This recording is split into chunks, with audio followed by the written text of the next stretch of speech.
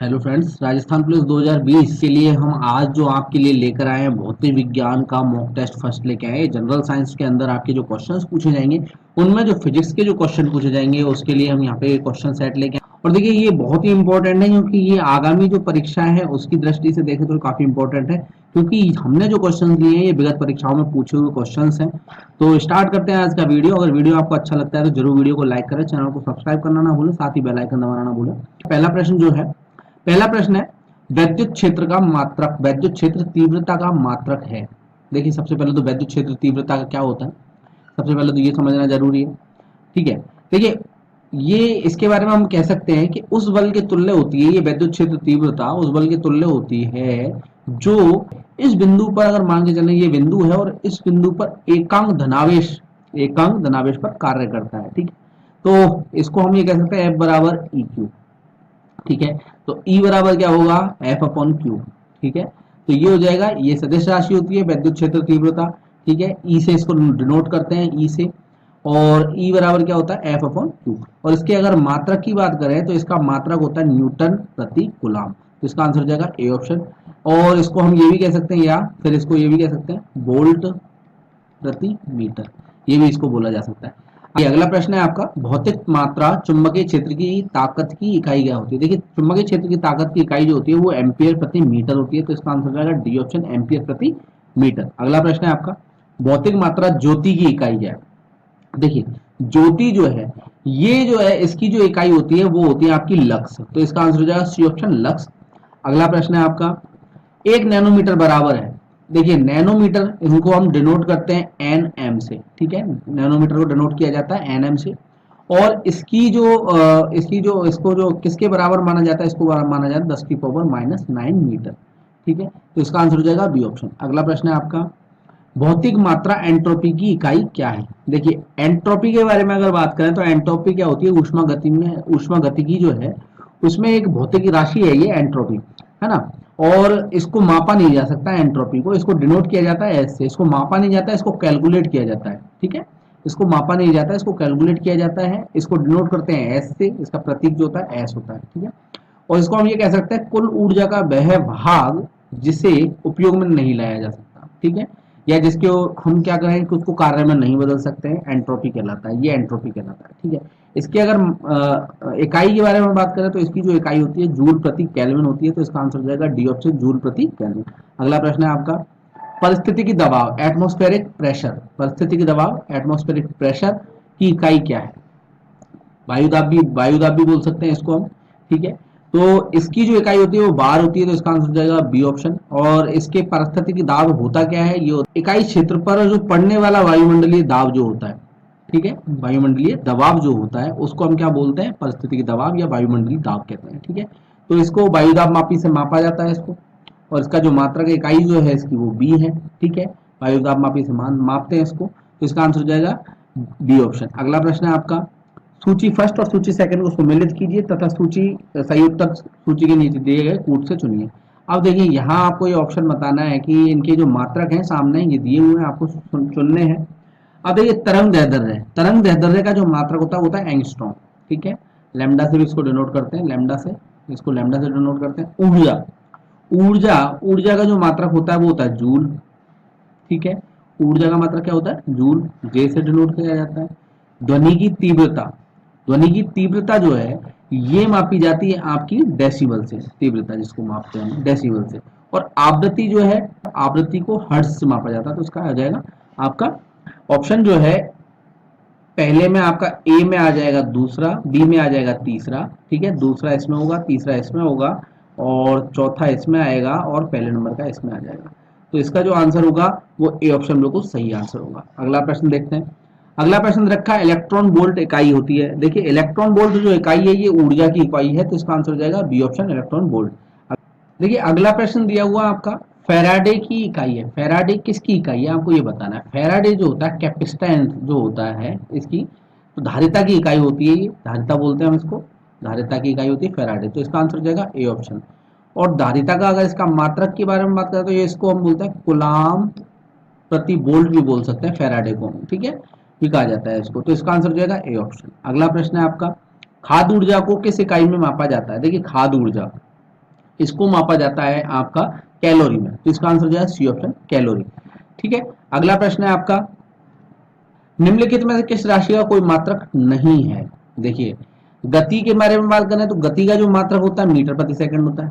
ठीक है, घनत्व की बात करें तो इसका मात्रक होता है किग्रा प्रति घन मीटर, और आपेक्षिक घनत्व का कोई मात्रक नहीं होता। त्वरण की बात करें तो मीटर प्रति सेकंड स्क्वायर होता है इसका मात्रक।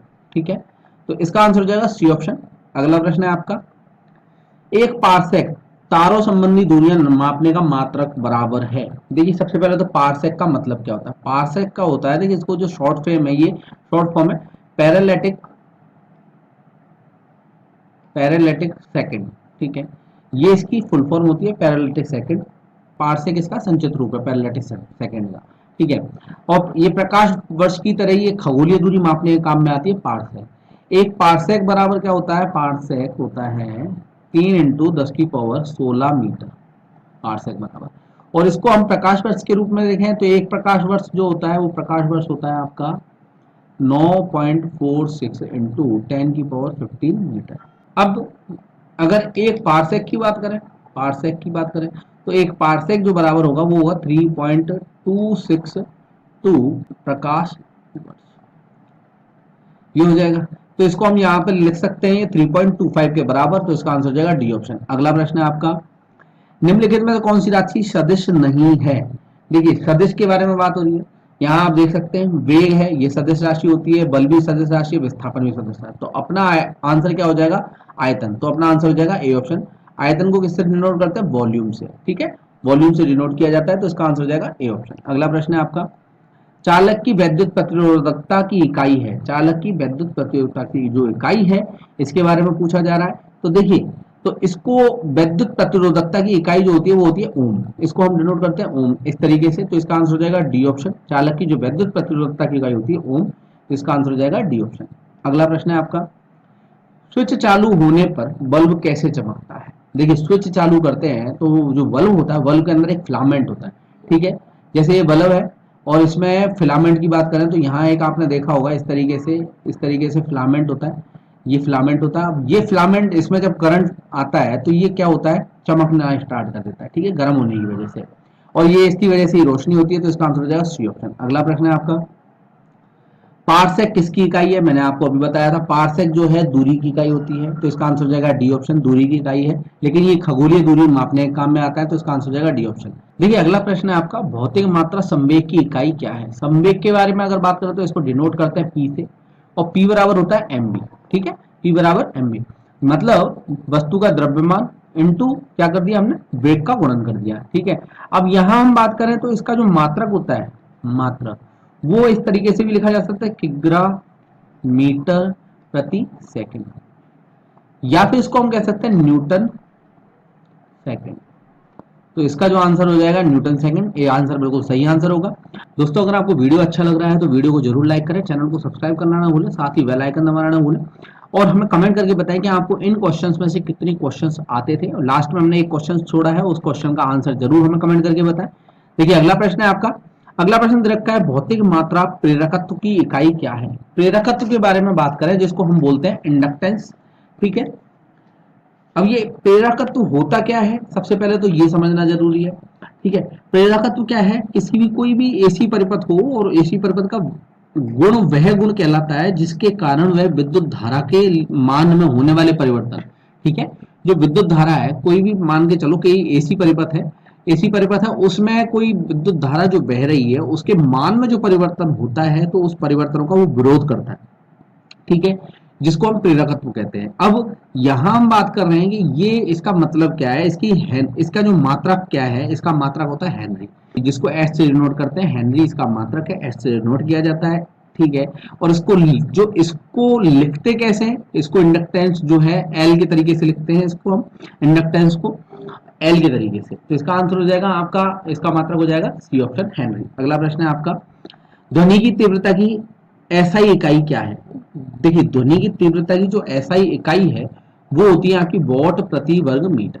ठीक है, वॉट प्रति वर्ग मीटर। और इसके अगर बात करें ध्वनि का जो प्रबलता है, प्रबलता उसको हम लिखते हैं डेसिबल से, डेसिबल।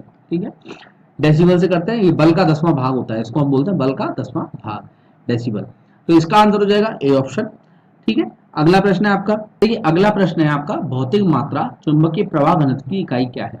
देखिए चुंबकीय प्रवाह घनत्व की जो इकाई होती है टेस्ला होती है, तो इसका आंसर हो जाएगा डी ऑप्शन। इसको जो टी से डिनोट करते हैं इस टेस्ला को।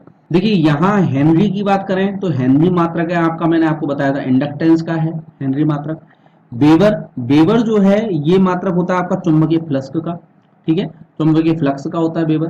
सीमेंस के बारे में बात करें, सीमेंस जो मात्रक है, देखिए सीमेंस जो है विद्युत चालकता की ये एसआई व्युत्पन्न इकाई है। ठीक है, सीमेंस जो होता है। ठीक है, तो अपना जो क्वेश्चन पूछा था चुंबकीय प्रवाह घनत्व, चुंबकीय प्रवाह घनत्व का जो होता है वो टेस्ला इकाई होती है, तो इसका आंसर हो जाएगा डी ऑप्शन। अगला प्रश्न है आपका, अगला प्रश्न दे रखा है आपका, भौतिक मात्रा तनाव की इकाई क्या है। देखिए तनाव के बारे में अगर बात करें तो तनाव की जो इकाई होती है वो होती है पास्कल, तो इसका आंसर हो जाएगा सी ऑप्शन पास्कल। अगला प्रश्न है आपका, यंग प्रत्यास्थता गुणांक का एसआई मात्रक है। देखिए यंग प्रत्यास्थता गुणांक का एसआई मात्रा होता है न्यूटन प्रति मीटर स्क्वायर, न्यूटन प्रति मीटर स्क्वायर, तो इसका आंसर हो जाएगा सी ऑप्शन न्यूटन प्रति मीटर स्क्वायर। ये यंग का प्रत्यास्थता गुणांक जो होता है इसको वाई से डिनोट करते हैं हम, ठीक है, कैपिटल वाई से, और ये होता है अनुदैर्ध्य प्रतिबल बटे अनुदैर्ध्य विकृति। यंग का प्रत्यास्थता गुणांक होता है किसके बराबर होता है, अनुदैर्ध्य में प्रतिबल, अनुदैर्ध्य प्रतिबल बटे अनुदैर्ध्य विकृति के बराबर होता है। इसका आंसर हो जाएगा सी ऑप्शन न्यूटन प्रति मीटर स्क्वायर, इसका ऐसा ही मात्रक होता है। देखिए अगला प्रश्न है, प्लांक नियतांक का मान कितना होता है। देखिए प्लांक नियतांक के बारे में बात करें तो ये मैक्सवेल प्लांक ने इसको दिया था, और ये जो E बराबर एच बी होता है एक। ठीक है, ठीक है, यहाँ E है आपकी फोटोन की ऊर्जा, E से दर्शाया जाता है जिसको, और यहाँ ये हो गया H, क्या हो गया, प्लांक नियतांक हो गया, और V है जो विकिरण की आवृत्ति है। तो H का जो मान है वो होता है आपका 6.63 इंटू 10⁻34 जूल सेकंड, तो इसका आंसर हो जाएगा बी ऑप्शन। अगला प्रश्न है आपका, अगला प्रश्न दे रखा है, निम्नलिखित में से कौन सी अभिमेय राशि है। देखिए अभिमेय राशि के बारे में बात करें, विकृति है, ये जो राशि है ये बिना विमा की होती है। देखिए जो शांता गुणांक है इसकी जो विमा होती है वो विमा मैं आपको बता देता हूँ, m1 l-1 t-1 Newton second metre square इसको बोलते हैं। ठीक है, गैस नियतांक जिसको r से नोट करते हैं, इसकी जो होती है m2 l-2 थीटा-1, इसकी ये विमा होती है। प्लांक नियतांक की विमा होती है m1 l2 t-1, इसकी विमा होती है। ठीक है, तो अगला प्रश्न देखते हैं आपका। ठीक है, अगला प्रश्न है, हर्ट्ज क्या मापने की यूनिट है। देखिए हर्ट्ज जो है ये तरंगों की आवृत्ति मापने के लिए काम में लिया जाता है इसको, हर्ट्ज को, तो इसका आंसर हो जाएगा सी ऑप्शन, तरंगों की आवृत्ति मापने की यूनिट होती है, कौन होती है, हर्ट्ज होती है, तो इसका आंसर हो जाएगा सी ऑप्शन। अगला प्रश्न जो है आपके लिए क्वेश्चन हमने छोड़ा है आज, कि मात्रकों की अंतरराष्ट्रीय पद्धति कब लागू की गई ये आपको बताना है। ठीक है, इसका आंसर आपको बताना है। इसका ऑप्शन दिए हुए, पहला ऑप्शन है 1969, दूसरा ऑप्शन है 1971, तीसरा ऑप्शन है 1983 और चौथा ऑप्शन रखा 1991। तो आपको बताना है अंतरराष्ट्रीय पद्धति कब लागू की गई थी, मात्रकों की अंतरराष्ट्रीय पद्धति को कब लागू किया गया ये आपको बताना है। धन्यवाद दोस्तों, अगर आपको वीडियो पसंद आया तो वीडियो को जरूर लाइक करें, चैनल को